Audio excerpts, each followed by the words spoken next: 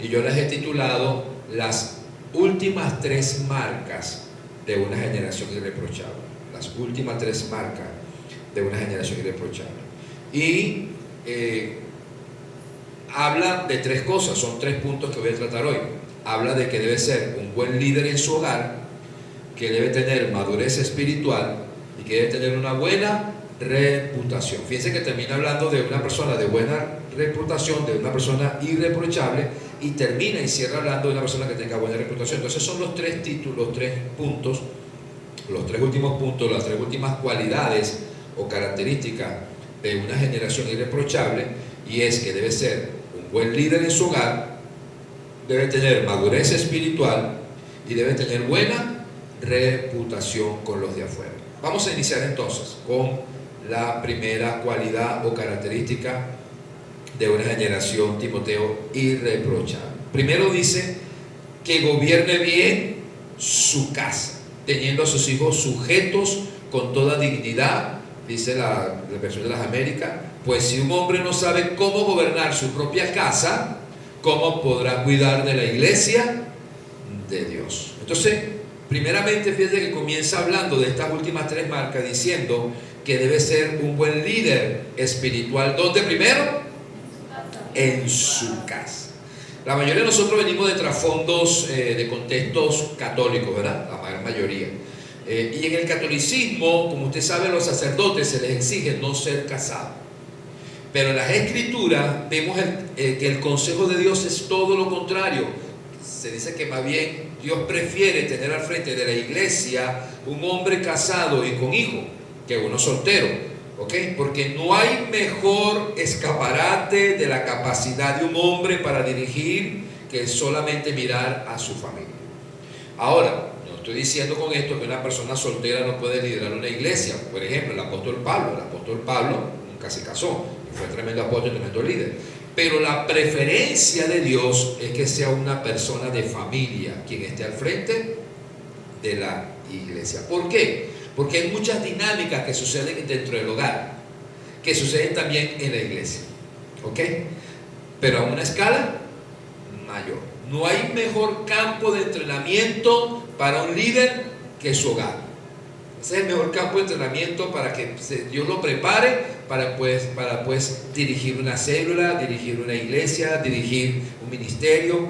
Ejemplo de algunas responsabilidades que desarrolla el jefe de familia en su hogar. Bueno, lo material, él debe proveer lo necesario para la manutención de su casa, debe proveer el abrigo, debe proveer para la salud de la familia, debe administrar bien los bienes, ¿verdad?, que tiene bajo su responsabilidad. En lo emocional, debe ser un ejemplo, un instructor, un líder para cada miembro de la familia, y en lo que respecta a sus emociones, él debe ser emocionalmente sano. Un ejemplo para su familia de que es emocionalmente sano, una persona que no tenga traumas, que no ha superado y que por esos traumas trate mal a la familia, que sea rencoroso, que odie, que le cueste perdonar. ¿Eso es un buen líder en el hogar? No lo es, ¿verdad? Imagínense qué clase de familia va a tener.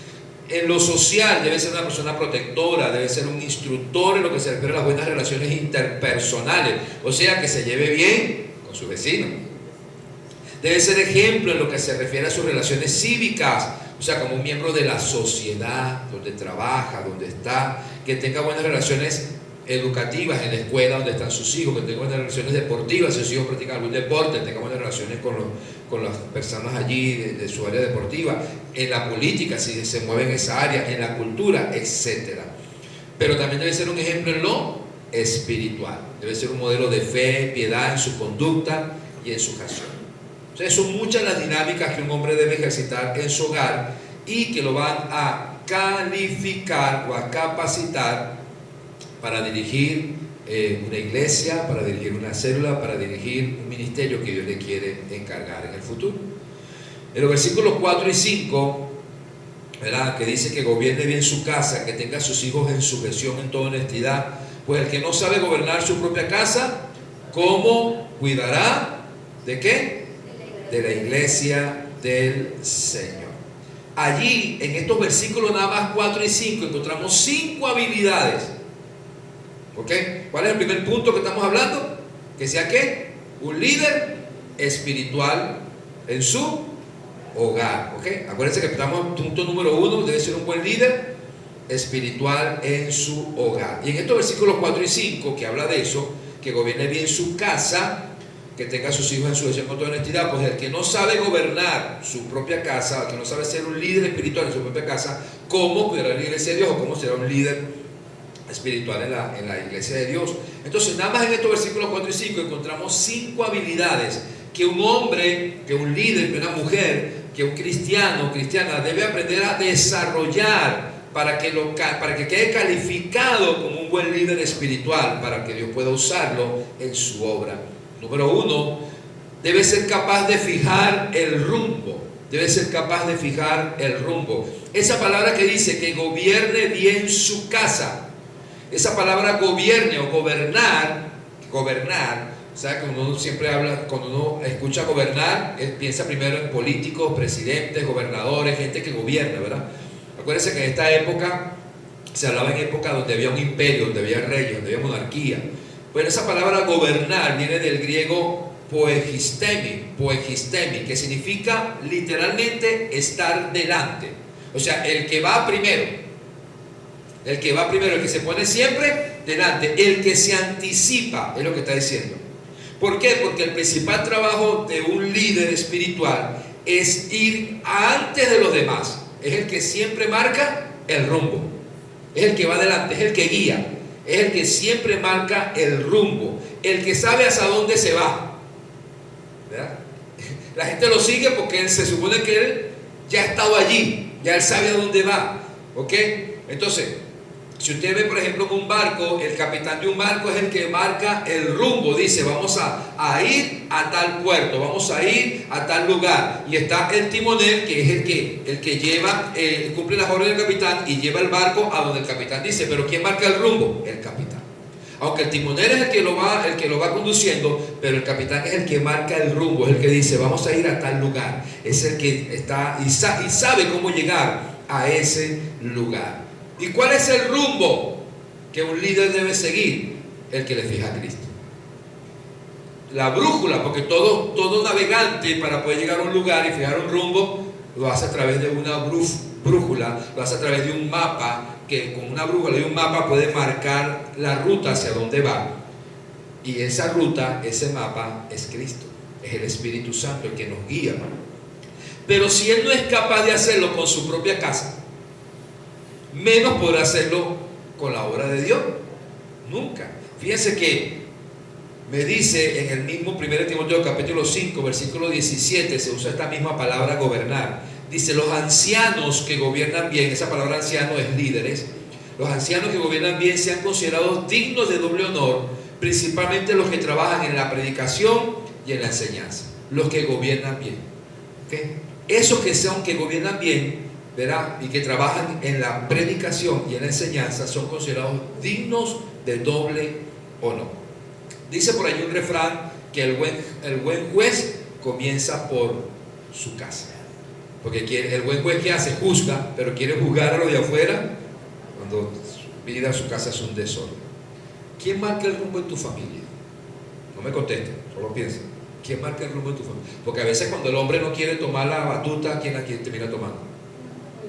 La mujer es la que, ya, el hombre solamente se mantiene, ya yo traje el dinero para la casa, pero quien organiza todo, quien hace todo, quien dirige todo y quien dice para dónde se va, muchas veces la mujer. De hecho, si ella no lo empuja, él no se mueve. Así pasa. ¿Quién marca el rumbo en tu familia? ¿Cuál es la visión que tú como líder espiritual tienes para tu familia? Y fíjense que ese ejemplo que yo acabo de dar muchas veces pasa. ¿Por qué? Porque el hombre no es cristiano y la mujer sí. Porque el hombre no está comprometido con las cosas de Dios y la mujer sí. Y quien está precisamente comprometido con las cosas de Dios es quien Dios le da ¿qué? Le da la visión, le da la ruta, le da la guía para que entonces sea quien dirija la familia. Aunque el hombre sea el que esté proveyendo muchas veces, pero ella es la que dirige, porque es la que tiene la mente de Cristo, es quien tiene el mapa, es quien tiene la guía. ¿Ok? Entonces, ¿cuál es la visión que tienes para tu familia? ¿A dónde quieres llevar a tu familia? ¿A dónde quieres que tu familia llegue? Tú como líder espiritual tienes que tener un norte, un rumbo. ¿Cuál es la meta? ¿A dónde quieres llevar a tus hijos? ¿A dónde quieres que llegue tu familia? No solamente estoy hablando acerca de las cosas materiales, una casa, un carro. Estoy hablando espiritualmente hablando, moralmente hablando. ¿A dónde quieres llevar a tu familia? ¿Dónde quieres llevar a tus hijos? ¿Cuál es tu sueño? ¿Dónde quieres que lleguen? Tienes que tener una visión, tienes que tener un mapa dado por Dios. La segunda cualidad dentro de este mismo primer punto es que debe ser capaz de administrar bien su casa, porque dice allí que gobierne bien, ¿qué? Su casa. Que gobierne bien su casa. Eso habla de administración. Es una persona que debe velar por el buen funcionamiento de todo en su hogar, que todo en su hogar funcione bien. ¿Ok? Dice Tito 1:7, porque el obispo debe ser irreprensible, irreprensible, otra misma palabra, irreprochable, como administrador de Dios. Pues ¿cuál es una característica de un líder? Que administra, ¿verdad? Pero fíjense que dice en ese Tito 1:7, dice como administrador de Dios, no obstinado, no iracundo, no dado a la bebida, no pendenciero, no amante de ganancias deshonestas. ¿Por qué? Porque una persona que es así está en la ruina todo el tiempo. Gasta lo que tiene y lo que no. Y el dinero se lo gasta en vicios, en caballo, en aguardiente, y vive en la casa en ruina. Entonces, para que sea un administrador de Dios no puede ser una persona obstinada, que no acepta consejos, que nadie le puede decir nada, que se iracundo, que de todo se molesta, lo arregla los golpes, atado a la bebida, a los vicios, peleón y amante de ganancias deshonestas. Imagínense. Entonces no puede ser una persona que administre bien la casa. Más bien la casa vive en ruinas, en deudas, en todo. ¿Por qué? Porque no es capaz de administrar bien su casa. Tercer lugar, o tercera cualidad, este es el primer punto, es que debe ser capaz de ejercer autoridad. ¿Qué dice allí? Que tenga a sus hijos en sujeción. Que tenga a sus hijos en sujeción. Ahora, esa palabra hijo que se usa allí en el griego es la palabra teknon, T-E-K-N-O-N, teknon. Propiamente significa un hijo que vive en dependencia de su padre.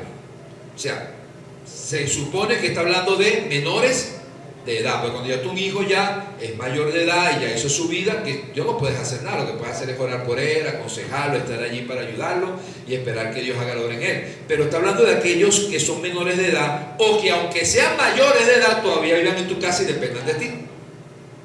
Porque a veces el hijo puede ser mayor de edad, pero todavía vive en tu casa, depende de ti, todavía tú lo mantienes porque está estudiando, por lo que sea. Pero está diciendo, si esos viven en tu casa y dependen de ti, ¿ok? Porque voluntariamente, no porque lo tienes obligado, sino porque voluntariamente ellos han decidido vivir contigo, vivir en tu casa, entonces esos son los hijos que deben estar, ¿qué? Sujetos. Esa palabra sujeto es la palabra en griego hipotaje, con H, hipotaje, H-Y, que significa sumisión.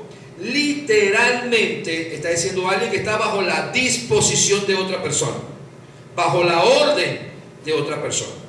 Entonces habla de un líder que sabe mantener bajo orden a sus hijos menores de edad o aquellos que aún están en dependencia de él, porque si son mayores pero viven en tu casa, no pueden haber dos cabezas en el hogar. ¿Aló? Es que mis hijos son mayores y quieren hacer lo que quieran. ¿Cuántas cabezas hay en tu hogar? Porque entonces si en tu casa este hace lo que quiere, este hace lo que quiere, porque son mayores de edad, este llega a la hora que le da la gana, este llega bebido, este y hace lo que quiere. Amado, en tu casa lo que hay es una medusa. En tu casa lo que hay es un leviatán, un monstruo de varias cabezas. Y por eso hay un infierno en tu casa. Tu casa era una sola cabeza. Una sola. A nosotros nos ha tocado tener mucha gente viviendo con nosotros durante muchos años. Ya eso ya lo superamos, ya pasamos. Pero nosotros cuando vivíamos aquí, ¿cuánta gente no vivió con nosotros? Aquí pasó mucha gente que vivió con nosotros y se quedaron algunos meses, otros años con nosotros. Pero a todo el que vivió, ¿quién quiere que ponga las reglas? Yo ponía las reglas. Ya que estas son las reglas, porque si yo le pongo estas reglas a mis hijos, la ley empieza por casa, usted también la cumple. Será un hipócrita si yo le digo a una persona, mire, aquí la hora máxima de cerrar esa puerta son las 10 de la noche, por ejemplo, Y son las 11 y mis hijos están en la calle. Y yo le quiero exigir a aquel que está quedándose hospedado en mi casa que cumpla una regla que ni siquiera a mis hijos los hago cumplir. Pero aquí yo decía, si mis hijos, yo le decía así, si a mis hijos yo les exijo que hasta tal hora pueden estar en la calle y a esa hora se cierra la puerta, si usted no llega a esa hora se queda en la calle. Así que una vez a Gabo, a mi sobrino, bueno, mi primo, porque Gabo es mi primo, pero él me dice tío porque se crió con mis hijos.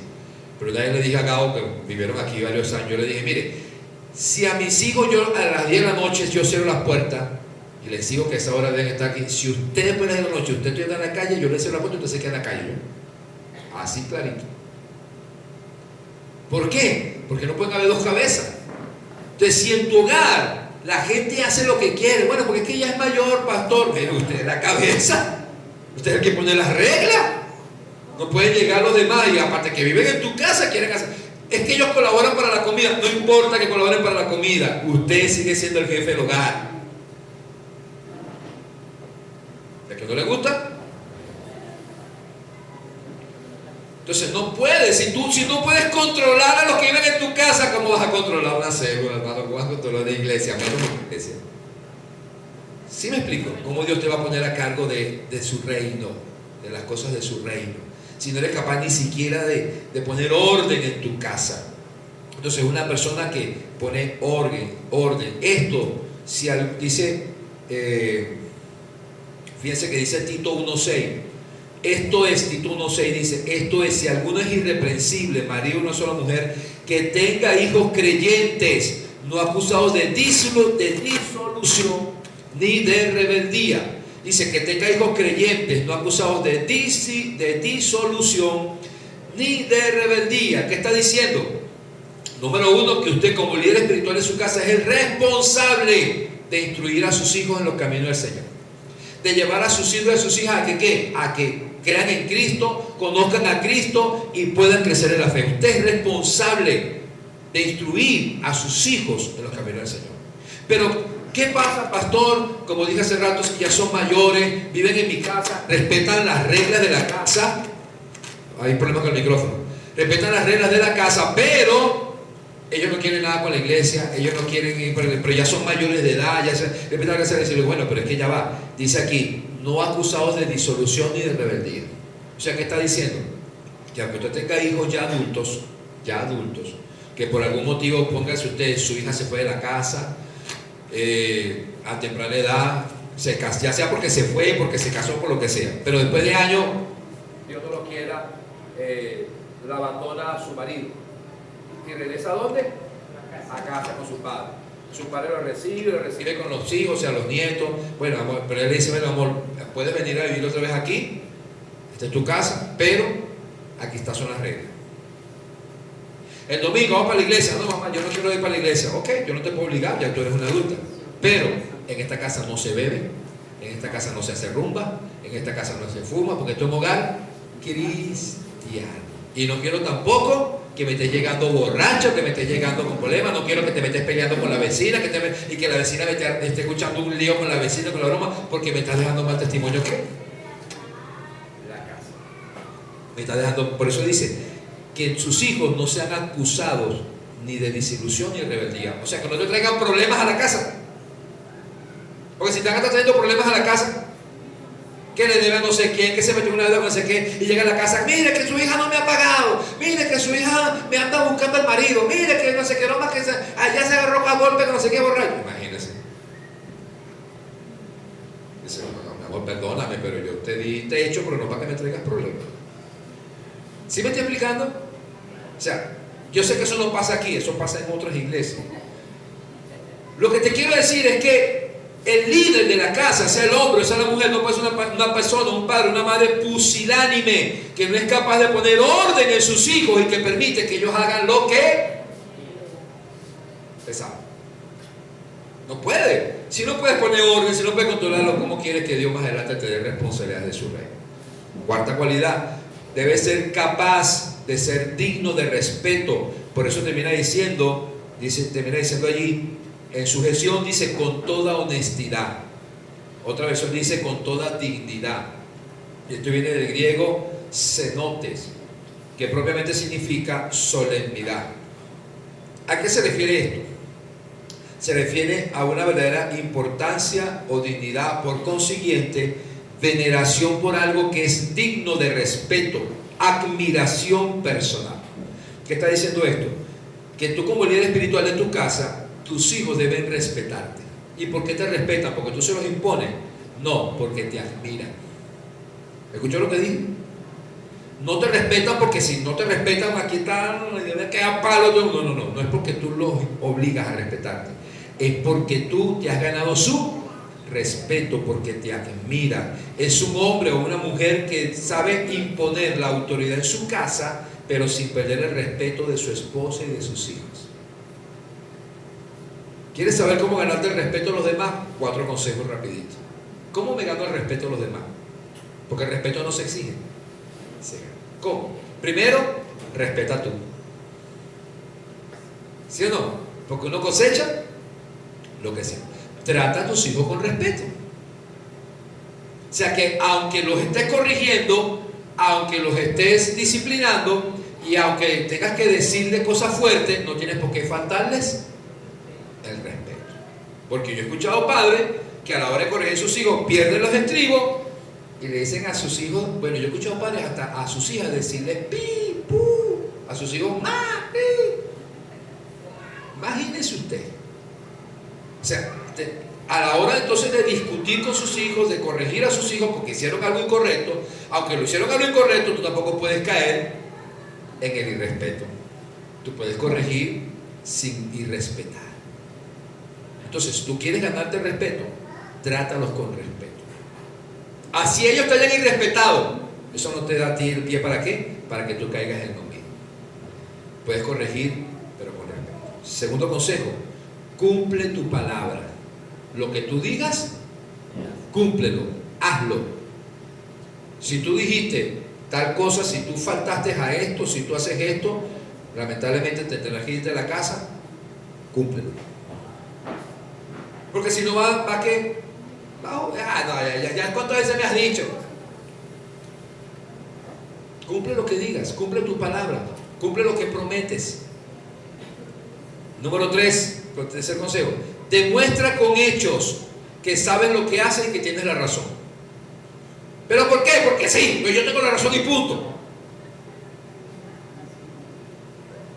No, demuestra con hechos.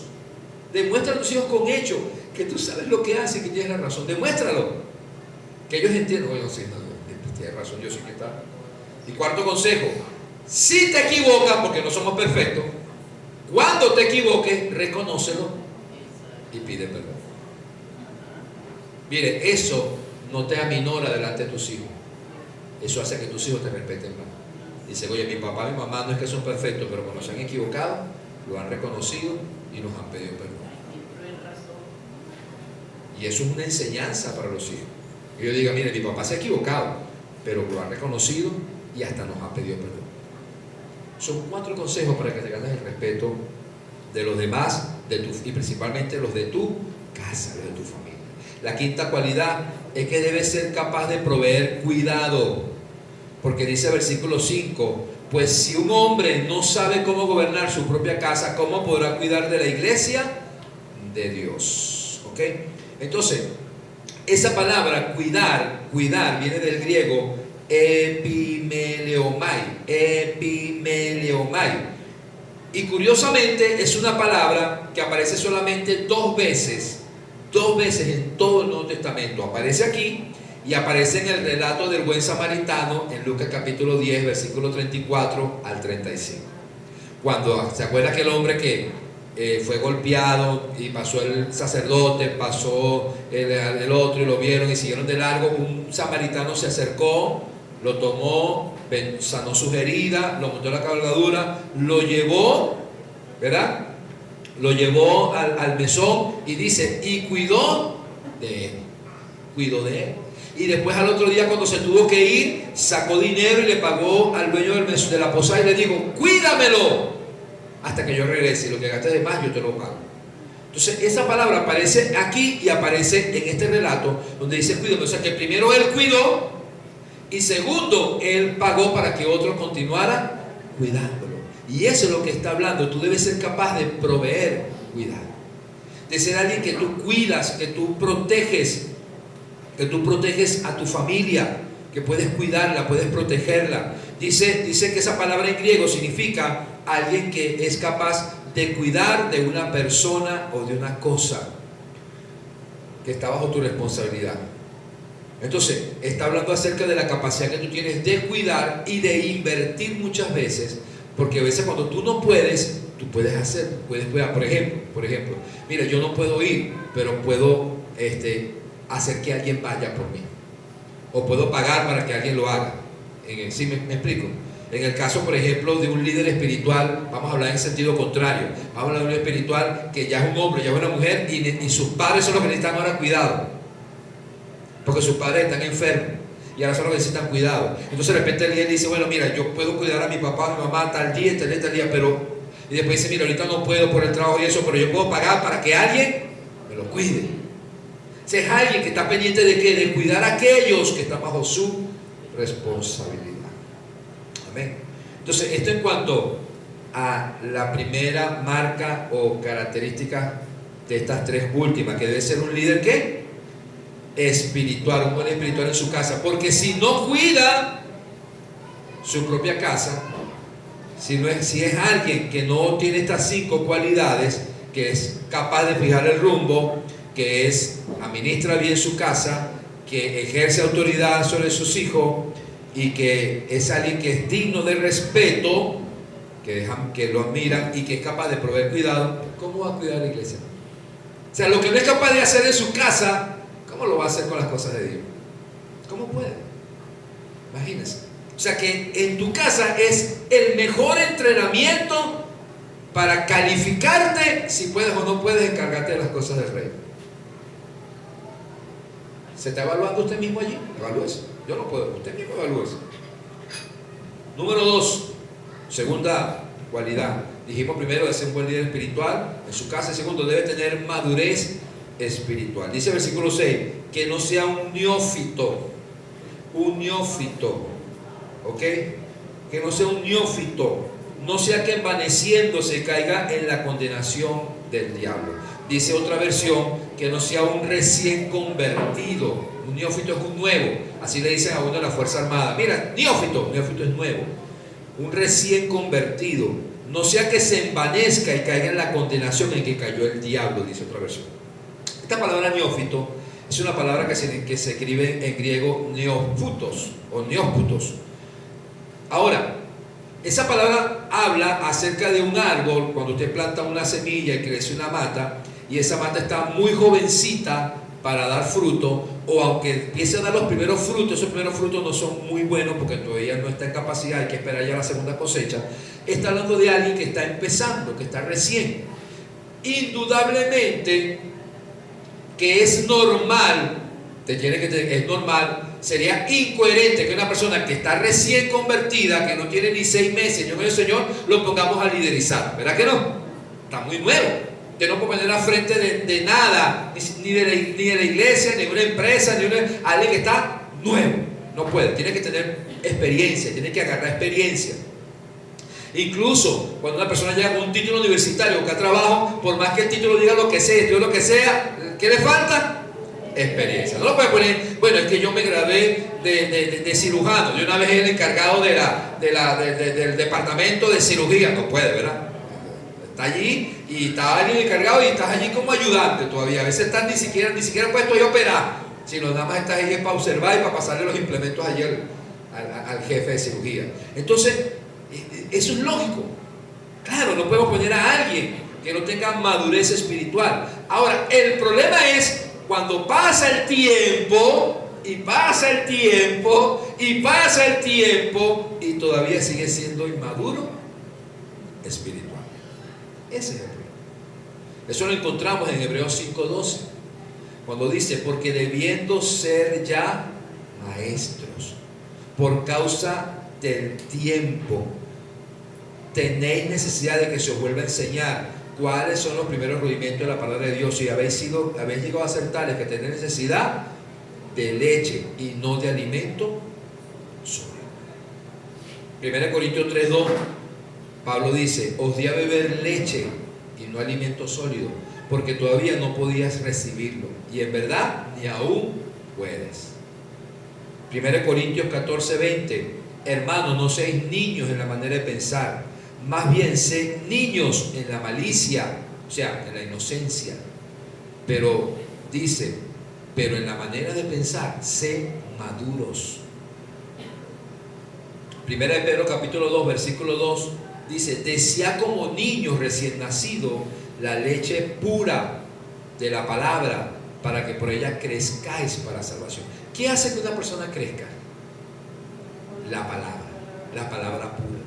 O sea, el discipulado te ayuda a crecer en tu vida espiritual.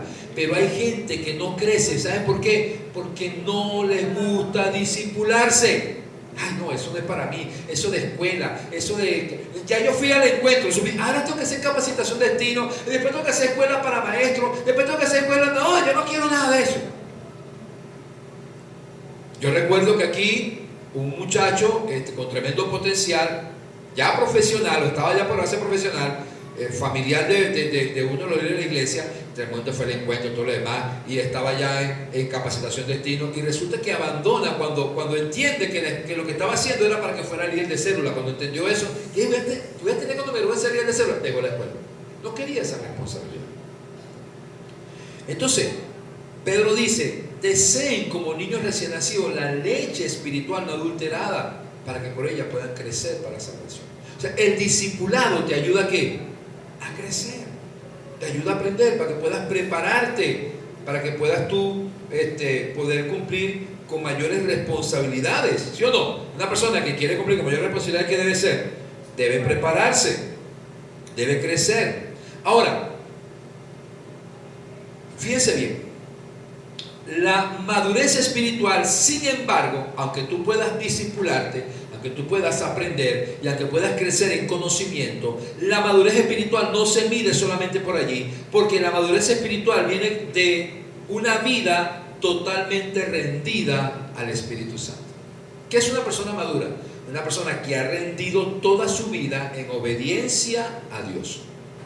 Fíjense que en Juan capítulo 21, versículo 18 al 19, cuando Pedro había negado a Jesús, y Jesús se le aparece y le dice, Pedro, ¿me amas? Apacienta mis corderos. ¿Me amas? Porque 3 veces se lo pregunta, porque 3 veces lo había negado, ya después que Jesús había resucitado. Y en el versículo 18 del capítulo 21 y 19 le dice, de cierto te digo, cuando eras más joven, te ceñías e ibas a donde querías, mas cuando ya seas viejo, extenderás tus manos y te ceñirá otro y te llevará a donde no quieras. Esto dijo, dando a entender con qué muerte había de glorificar a Dios. No le está hablando de una muerte física, le está hablando de una muerte que en el carácter. Y dice, y habiendo dicho esto, le dijo, sigue. ¿Cuál era el problema de Pedro? Pedro tenía tremendo potencial, pero Pedro tenía un problema de carácter. Por eso Jesús, su nombre era Simón, hombre de doble ánimo, caña que llevaba para aquí y para allá. Jesús le cambió el nombre a Pedro, alguien firme en la roca, pero todavía no era Pedro. Ya Jesús está llamando las cosas que no son, como si fuese, pero todavía no era Pedro, porque era un hombre que decide caminar sobre las aguas y en un momento después se está hundiendo. Era un hombre que resulta que vienen a atrapar a Jesús y saca la espada y corta la oreja. Y es un hombre que dice, jamás te dejaré, pero está negando. Era una persona que era muy temperamental, muy volátil, que de repente estaba siguiendo a Jesús, pero de repente hacía lo que él quería hacer. Entonces el Señor le dice, mira, cuando tú eres joven, o sea, cuando eres inmaduro, tú vas a donde tú quieres. ¿Qué es inmadurez? Para nosotros madurez es poder hacer lo que tú, ya tengo edad para hacer lo que yo quiera, porque ya soy mayor de edad. Eso no es madurez. ¿Sabías eso? ¿Sabías eso?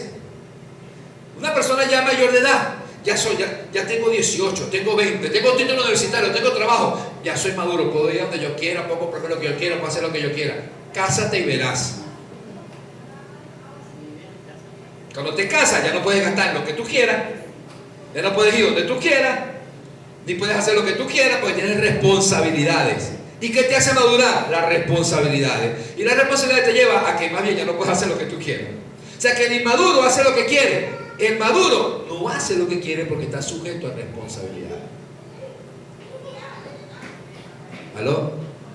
Entonces Jesús le dice, cuando tú eras inmaduro ibas a donde querías, pero cuando ya seas viejo, cuando ya seas maduro, extenderás tu mano y otro te llevará a donde no quieres. Tú quieres amanecer en la calle, pero no puedes porque tienes un esposo y un hijo. Tú quieres gastarte todo el dinero en aguardiente, en caballo, pero no puedes porque tienes que cumplir con el hogar, tienes que pagar alquiler, tienes que hacer mercado, tienes que comprar la leche, tienes que comprar los pañales.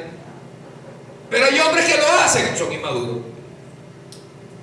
Aunque se gane su dinero y aunque tengan la edad que tengan, pero si tú llegas a la casa con los bolsillos vacíos y la mujer tiene que salir a ver cómo hace para conseguir los reales para la leche, para el pañal, para el alquiler, para el internet, para el wifi, para lo que sea, porque no has madurado. Hombres con 40, 50 años y lo que están es pendiente de gastarse dinero en el último teléfono de moda, en el último no sé qué broma de moda y su familia pasando necesidad. Dice, cuando seas maduro, otro te va a llevar donde tú no quieras ir. Entonces Jesús estaba hablando de la muerte que iba a glorificarlo a él. ¿Cuál es esa muerte? La muerte de seguir a Jesús, aunque tú no, a ir a donde tú no quieras ir, pero tienes que ir. ¿Y cuántas veces nos ha pasado que nosotros escuchamos la palabra, que nosotros hemos sido discipulados, que está siendo confrontado por la palabra de Dios, que Dios te habla y uno dice, no quiero, pero es que no quiero. Pero es que, mira, por ejemplo, yo sé que la palabra dice eso, pero no quiero. No estoy de acuerdo. No me parece. ¿Sí me explico? O sea, el problema con la gente no es que no entienda lo que Dios dice. Porque muchas veces hasta los inconversos, tú les puedes hasta explicar y ellos pueden hasta entender lo que Dios dice. El problema es que acepten lo que Dios dice. Tú te estás casando con alguien y en el altar el que te está casando, el sacerdote, el cura, el pastor, le dice en la salud y en la enfermedad, en la riqueza o en la pobreza, en las buenas y en las malas. Renuncias, yo escucho a otro que dice, renuncias a no ver a ninguna otra mujer más en tu vida y solamente veres a tu mujer. Renuncias a todas las mujeres del mundo para solamente dedicarte a la tuya hasta que la muerte los separe. ¿Entiendes estos votos? Sí, los entiendo. ¿Aceptas? Es ahí la pregunta. Ese es el meollo, porque todos lo entendemos qué significa, pero no todos lo aceptamos. Y algunos aceptan y después quieren hacer lo que quieren. ¿Para qué aceptaste entonces? ¿Sí me explico? Entonces, aún el que no tiene a Cristo, tú le explicas la palabra y tú entiendes lo que dice. Sí, yo lo entiendo, pero lo aceptas. No, pero no lo aceptas. Entiende qué significa el primer y más grande mandamiento: amarás a Dios con todo tu corazón, con toda tu alma, con toda tu mente, con toda tu fuerza. Amarás a Dios por sobre todas las cosas, por sobre tu esposa, por sobre tus hijos, por sobre tu familia, por sobre tu trabajo, por sobre tus negocios, por sobre tus sueños. Amarás a Dios por sobre todo, y lo que Dios te pide que renuncie lo dejarás por Él. ¿Lo entiendes? Sí, lo entiendo. ¿Lo aceptas? No, no es fácil. ¿Sí me explico? No todo el mundo está dispuesto a aceptarlo, porque aceptarlo, decir sí, acepto, es atarte a un compromiso de por vida. Bueno, eso pasa también en la iglesia. Déjenme decir. No es que los cristianos no entiendan. Y salen de aquí diciendo, tremenda palabra, llevé más palo menos pepe, pero o sea, tremenda palabra. Pero lo aceptaste. Te comprometes con la enseñanza. Te comprometes con lo que Dios dice. La madurez es hacer e ir a donde Dios te diga, aunque no estés de acuerdo. Mira, no estoy de acuerdo, no sé cómo, es difícil, ¿no? Pero por obediencia lo voy a hacer. Así empezó mi restauración. Yo lo he contado muchas veces, yo había dejado hasta de amar a mi esposa. Y Dios me dijo, vuelve con tu esposa. Y yo dije, Señor, pero yo amo a la otra mujer. Y yo dije, no, vuelve con tu esposa. Y yo decido volver con mi esposa, no queriéndola, por obediencia a Él, dispuesto a dejar todo lo primero que dejara para hacer su voluntad y no la mía. Hoy en día, el hogar que tengo fue por ir a donde Dios me dijo que fuera y hacer lo primero que hiciera sin quererlo.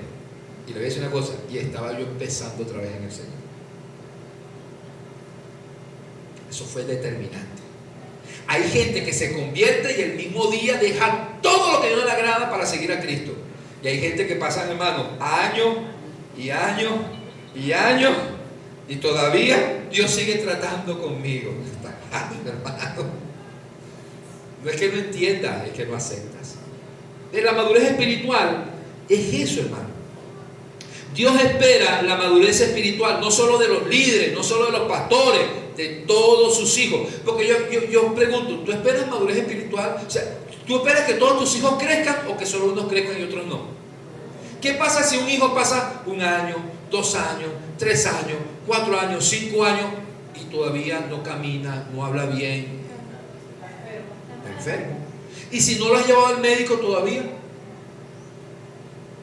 Si tú ves que pasan 2 años y todavía no camina, no habla bien, y bueno, todavía está ahí, a mí me pasó casi igual, pero ya pasan 3 años y todavía no habla bien y no camina bien y no lo lleva al médico, ¿de quién es la culpa?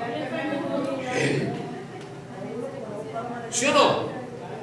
Entonces, si tú ves un hijo en la iglesia que unos crecen y otros no crecen, uno no crece, yo debo ser indiferente. Dios me va a pedir cuenta. Por eso a veces te regaño. Por eso a veces te corrijo. Por eso a veces la pastora te dice, y te lo digo porque te amo. Porque a veces dice, oye, pero déjeme en paz, déjeme tranquilo, yo solamente quiero ir a la iglesia, pero es que yo no puedo dejar que mis hijos unos crezcan y otros no, porque si yo no hago nada al respecto, soy un padre irresponsable. Y por eso seguimos. Algunos lo dejamos tranquilo por un tiempo y después volvemos otra vez, y ahí estamos. ¿Por qué? Porque es nuestra responsabilidad. Mira lo que dice Efesios 4, 13 al 15. Hasta que todos lleguemos a la unidad de la fe y del conocimiento del Hijo de Dios, a un varón perfecto, a la medida de la estatura de la plenitud de Cristo, para que no seamos niños fluctuantes llevados por doquiera de todo viento de doctrina, por estratagema de hombres que para engañar emplean con astucia las artimañas del error, sino que siguiendo la verdad en amor, crezcamos en todo en aquel que es la cabeza, esto es Cristo. Efesios 4, 13 al 15. O sea, Dios espera que todos crezcamos, que todos lleguemos a la unidad de la fe, que todos lleguemos al conocimiento del Hijo de Dios, a un varón perfecto, a la medida de la estatura de Cristo. Dios espera eso de todos los creyentes. Pero te tengo una noticia. Si tú dices, es que yo no quiero madurar, que yo no quiero crecer, déjeme tranquilo, pastor, déjeme tranquilo. Y si insiste mucho, me voy para otra iglesia. Te tengo una noticia. Si tú no quieres madurar y no quieres sujetarte a los pastores que lo han puesto por Dios para ayudarte a madurar y a crecer, Dios tiene una manera de hacerte madurar y se llaman las pruebas. Santiago 1, versículo 2 al 4. Hermanos míos, tened por sumo gozo cuando te halles en diversas pruebas. Mira yo diciendo, gózate cuando te halles en la prueba. Ahora tú te reías, ¿verdad? Ahora me río yo. Fíjate conmigo, ahora la prueba. Sabiendo que la prueba de vuestra fe produce paciencia. Más tenga la paciencia su obra completa para que seáis perfectos y cabales y que no te falte nada. ¿Cuál es el propósito de la prueba?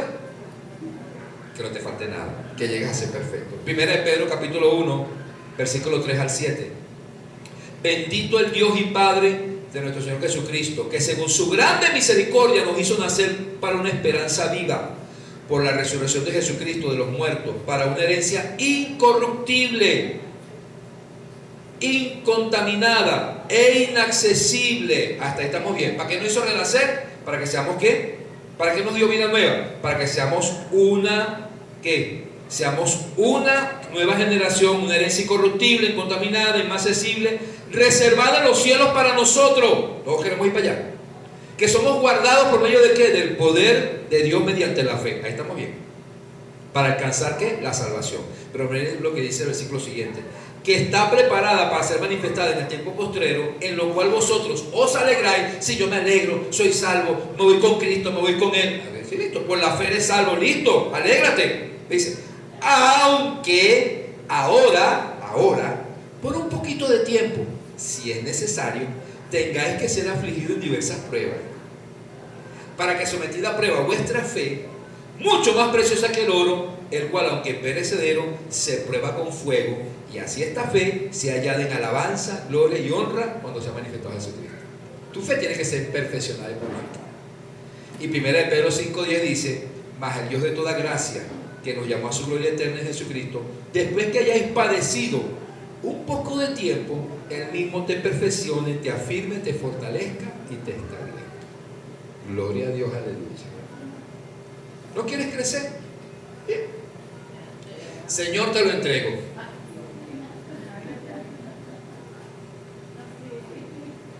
Hemos tenido que hacer así.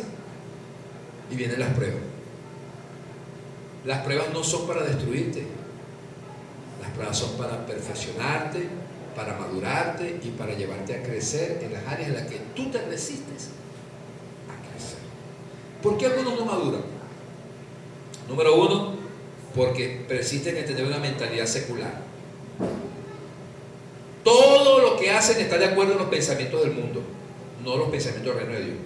1 Corintios 3, versículo 1 al 3, Pablo dice, ¿se acuerdan de Corintio? ¿Se acuerdan cuántos problemas había en Corintio? ¿Se acuerdan? Todos los problemas que había en Corintio. Era una iglesia muy carnal. Y Pablo dice, de manera que yo, hermanos, no pude hablaros como a espirituales, sino como a carnales, como a niños en Cristo. Y está hablando de una iglesia que abundaba en los dones del Espíritu. Os di a beber leche y no vianda, porque aún no eres capaces, ni soy capaces todavía. Porque aún soy carnales, pues habiendo entre vosotros celos, contienda, pleitos. ¿No sois carnales y andáis como hombres? La palabra nos manda que nosotros renovemos nuestras mentes. Romanos 12:2 dice, no te conformes a este mundo, sino transfórmate por medio de la renovación de tu entendimiento, para que puedas comprobar la buena voluntad de Dios agradable y perfecta. ¿Usted ha visto alguna vez los árboles bonsai? ¿Usted ha visto un árbol bonsai? Los que son los japoneses, los chiquiticos, son unos árboles enanos.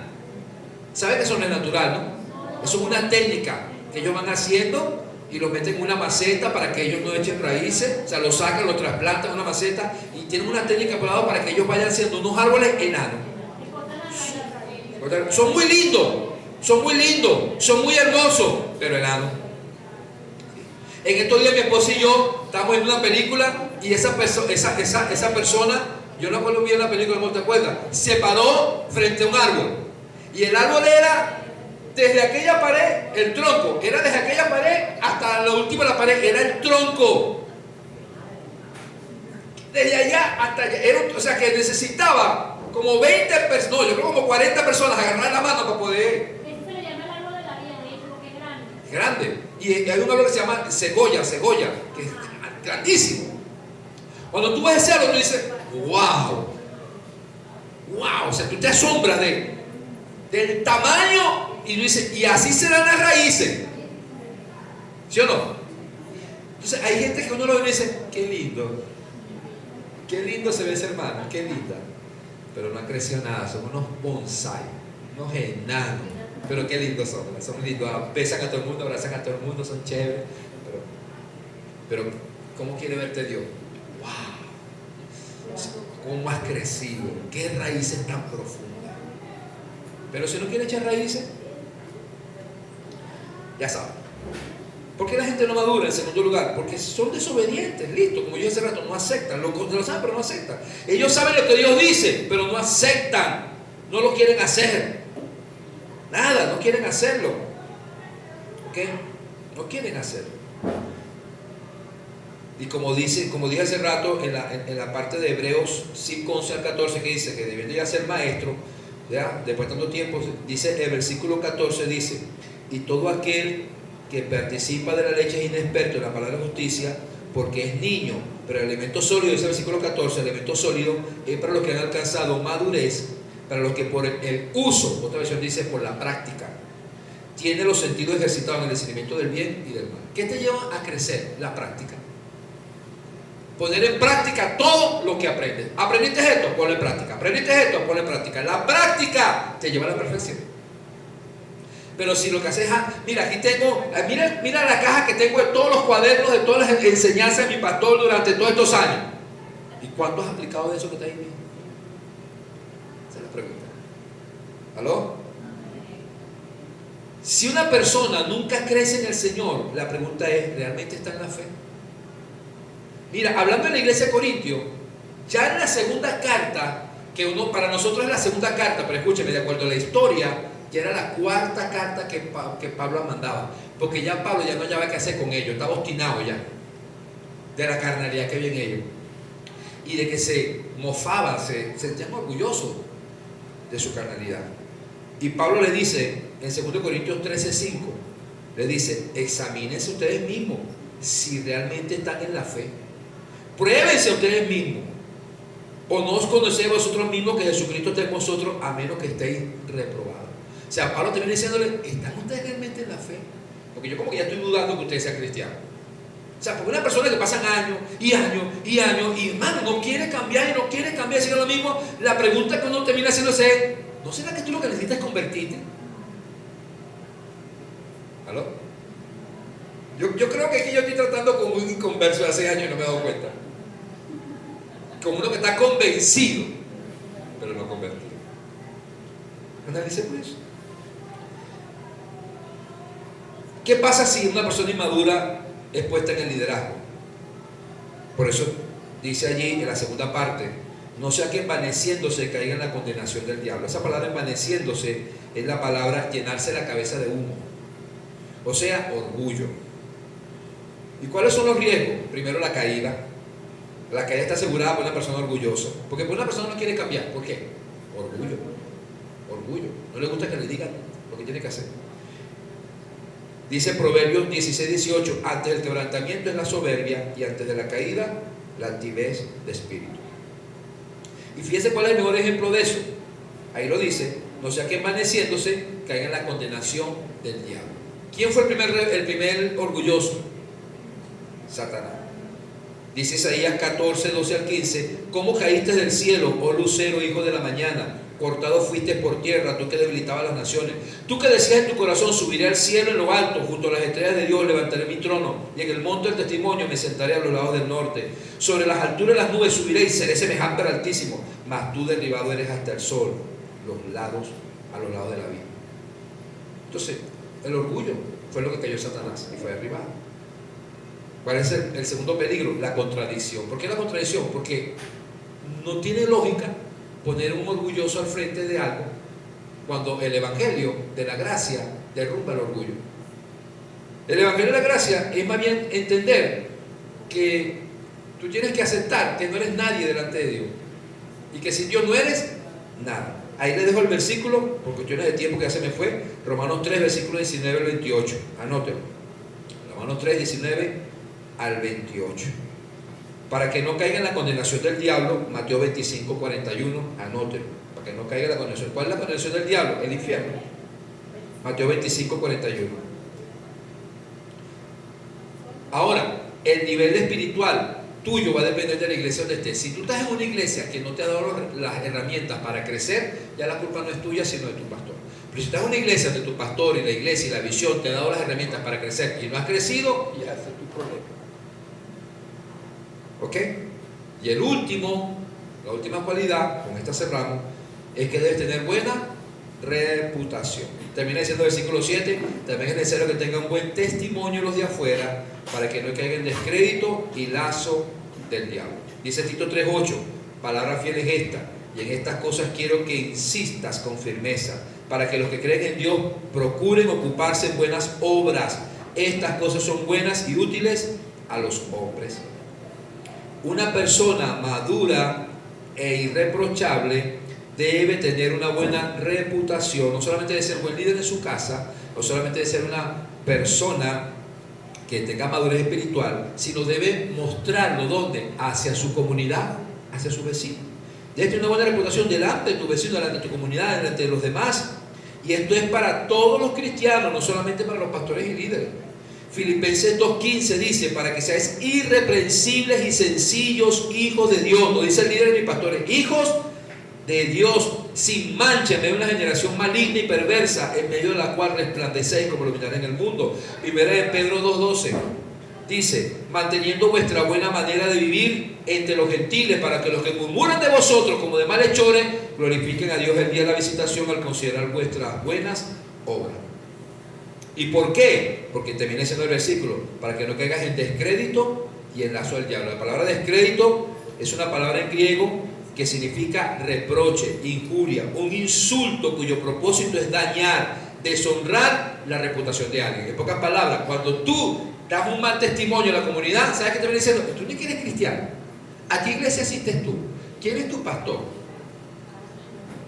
Entonces no dicen fulanita, dicen los de esa iglesia embajadores del reino. No, esos son todos unos. Te terminas manchando la reputación del cuerpo de Cristo, de la iglesia. A veces te terminan diciendo, no, yo parece que yo no creo en los evangélicos. Terminas hasta manchando la reputación de la iglesia. Y dice, el lazo del diablo. ¿Qué es lazo? Dice, esa palabra lazo viene del griego pagis, que significa colocar una trampa. Propiamente una trampa que se pone para atrapar animales. Una trampa moral que priva a alguien de las libertades espirituales que el Señor desea. En pocas palabras, le das derecho al diablo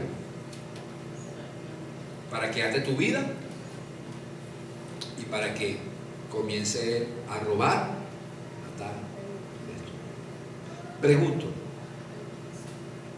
¿no ha conocido usted cristianos y hasta líderes y pastores que son muy espirituales en la iglesia?